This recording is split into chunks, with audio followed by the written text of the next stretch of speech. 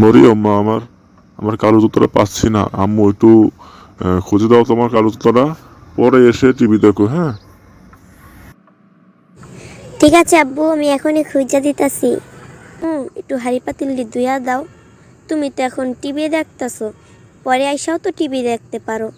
একটু কষ্ট করে মা একটু ধুইয়া দাও। এই তো আম্মু, আমি এখনই ধুইয়া দিতেছি।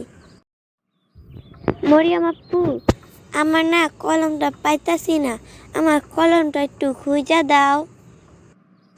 কেন, কই রাখছিলি তোর কলম? একটু মনে কইরা দেখ। একটু আমার সাথে খুঁজা দাও প্লিজ আপু, একটু আসো। আচ্ছা দাঁড়া, আমি আসতাছি। তুই যা, তুই খুঁজতে থাক, আমি আসতাছি। ওই মরিয়ম, আমার একটু গরম পানি কইরা দে, আমি একটু গোসল করুম। আর একটা কথা, তুই সারা দিন টিভি যাওস কেন? হ্যাঁ,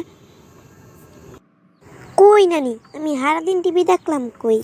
আমি তো এতক্ষণ আগে আব্বু ছিল, কই আমার জুতা কই খুঁজাই না দাও, তো দিলাম।